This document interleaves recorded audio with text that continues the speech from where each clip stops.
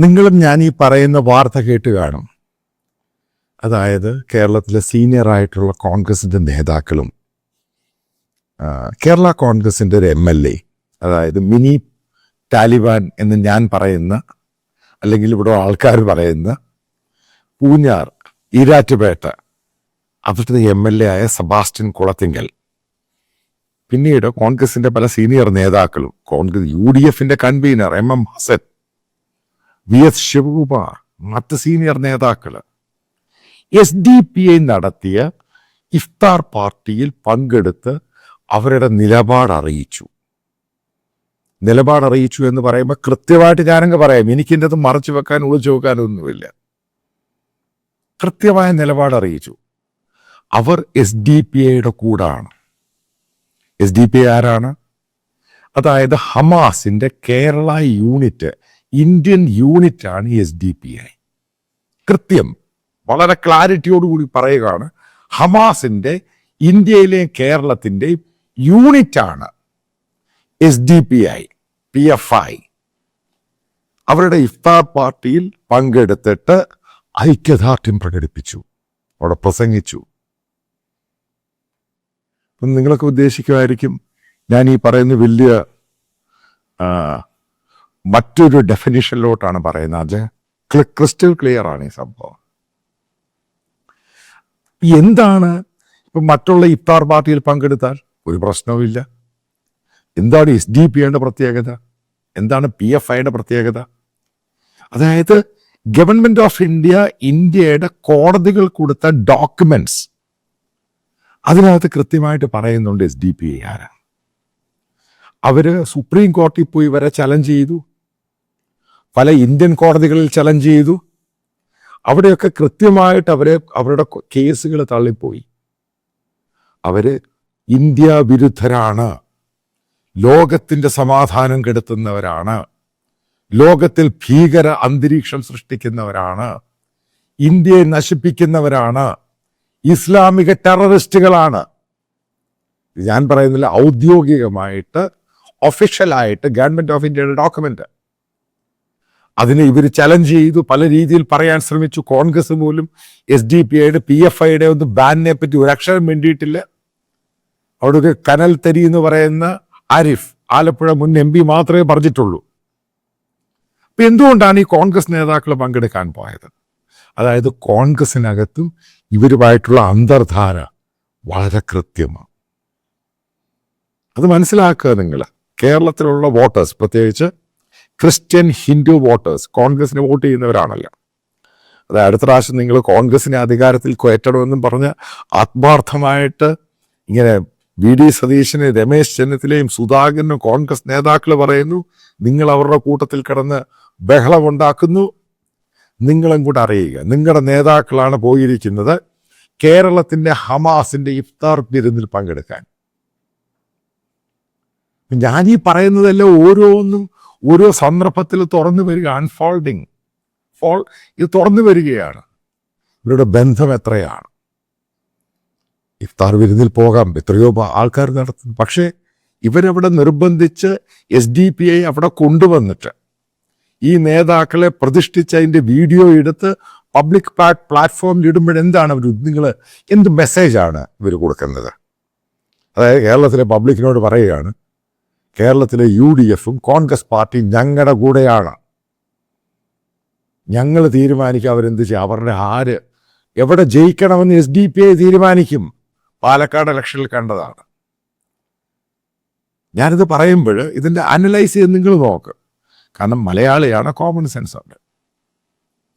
ഇത് കൃത്യമാണിത് സംഭവം. SDPIയുടെ ഇപ്പോഴത്തെ president, national president MK Faizy എന്തിനാണ് അറസ്റ്റ് ചെയ്തത്? ഇന്ത്യ വിരുദ്ധ പ്രവർത്തനം,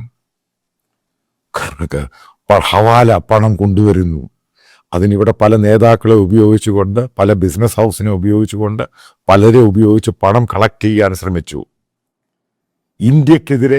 ഇന്ത്യക്കെതിരെ ജിഹാദ് പ്രഖ്യാപിച്ച സംഘടനയാണ് SDPI, PFI.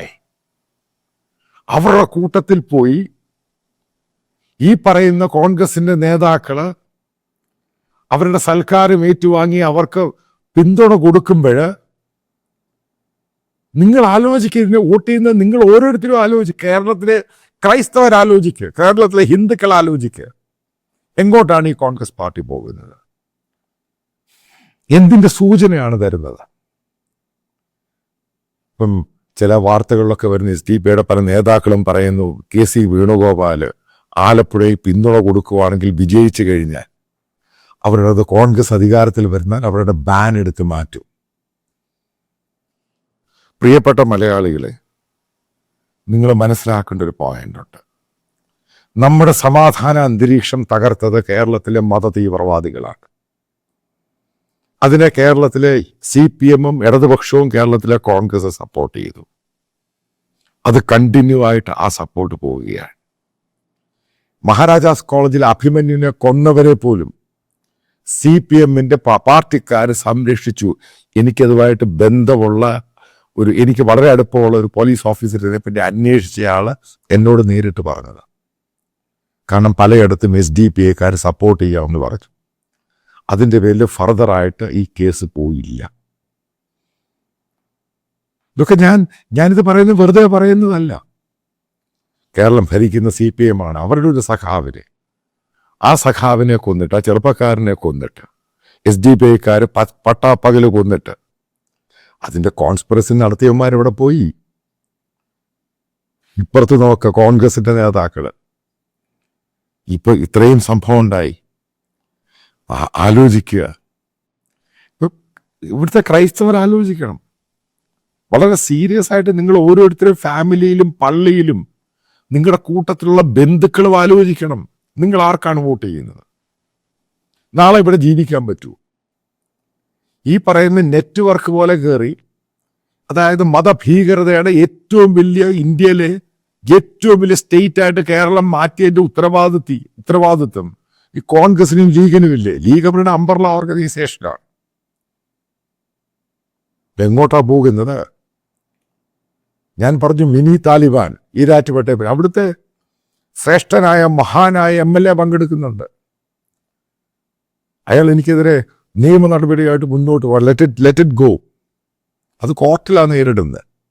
പോലീസിനും നേരിടാം, പോലീസിനും എടുക്കാം, ആക്ഷൻ എന്ത് വേണമെങ്കിലും എടുക്കാം. ഇതിനകത്ത് എൻ്റെ ഓരോ അസംഷൻ വെച്ച് ഞാൻ കാര്യങ്ങൾ പറയാം.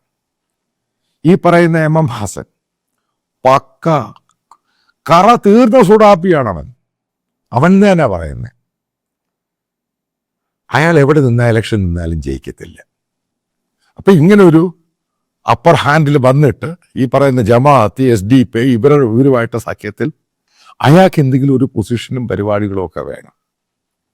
അത് കോൺഗ്രസ് പാർട്ടിയുടെ മതേതരം എന്ന് പറയുന്നത് മതതീവ്രവാദികളോടാണ്. അപ്പൊ അതിന്റെ അങ്ങേയറ്റമാണ് ഓരോന്നും കാണുന്നത്. കഴിഞ്ഞ പ്രാവശ്യം ജമാഅത്ത് ഇസ്ലാം ഇവിടെ പോയി കാലയെ പിടിച്ചു പഞ്ചായത്ത് ഇലക്ഷനുമായിട്ട് ബന്ധപ്പെട്ട്. അതിന്റെ പല ആൾക്കാരെയും കോൺഗ്രസിന്റെ കൈപ്പത്തി ചിഹ്നത്തിൽ മത്സരിപ്പിച്ചു.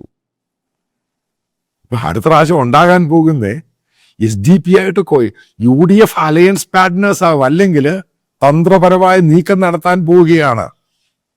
കാരണം അവർക്കെതിരെ ഇഷ്ടംപോലെ കേസുകളുണ്ട് കേരളത്തിൽ. ഇതാണ് അവരുടെ തന്ത്രം.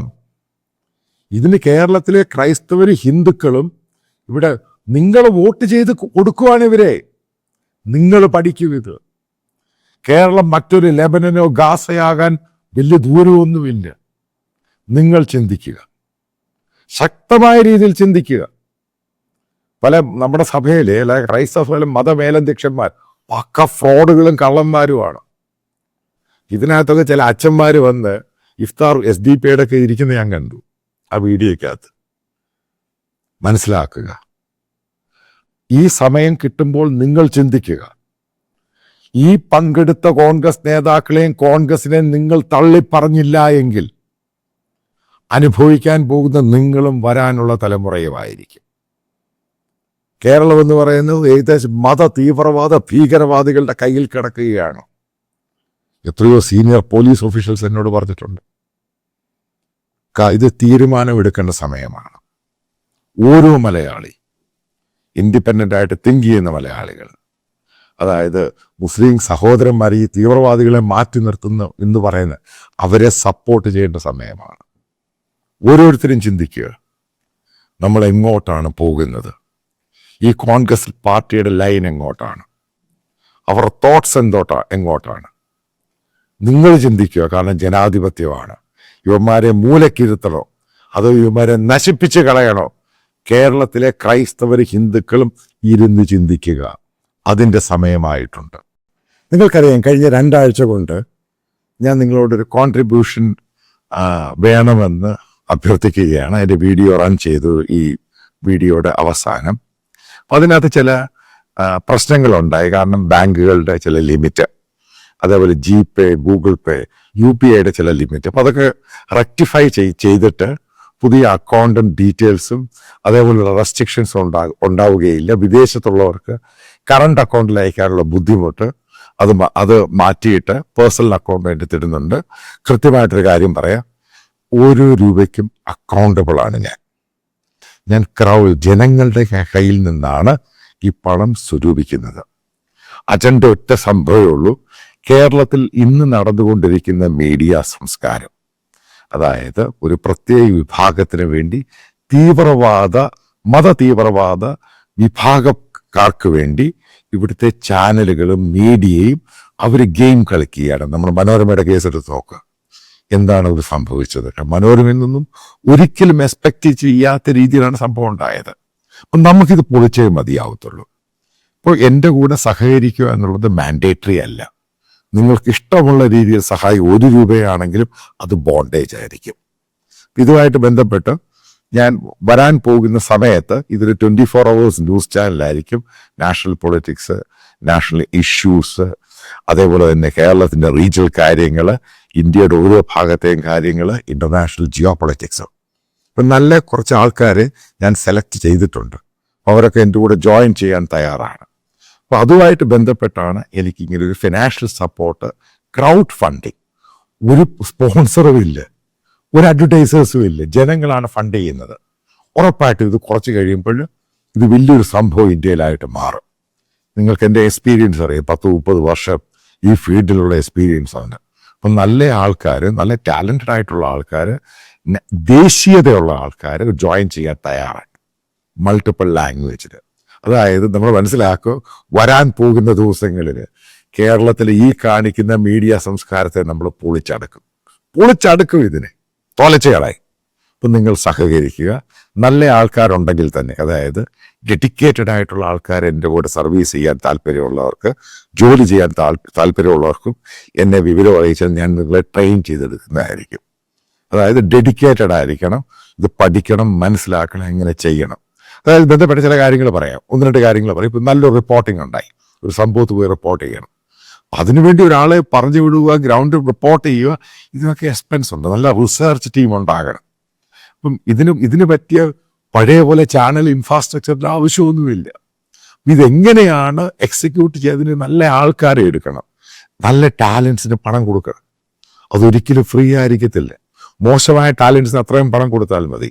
നല്ല ടാലൻസിന് പണം കൊടുത്തേ മതിയാവത്തുള്ളൂ. അതാണ് ഇതിൻ്റെ ബേസിക് ഇഷ്യൂ എന്ന് പറയുന്നത്. അപ്പം അങ്ങനെയുള്ളവരെ എടുക്കുക. എനിക്കറിയാവുന്ന പല ടീമംഗങ്ങളുണ്ട് എൻ്റെ കൂടെ, തെഹൽക്കയിലും മറ്റു പല ചാനലുകളിലൊക്കെ വർക്ക് ചെയ്ത് ഹൈലി ടാലൻറ്റഡ് ആയിട്ടുള്ള ആൾക്കാരുണ്ട്.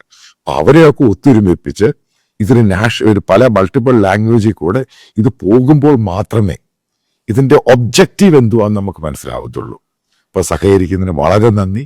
ഫർദർ നിങ്ങളുടെ എല്ലാ സഹകരണം ഇതിൻ്റെ കൂടെ ഉണ്ടാകുമെന്ന് പൂർണ്ണമായിട്ടും വളരെ സ്നേഹത്തോടു കൂടെ പ്രതീക്ഷിക്കുന്നു.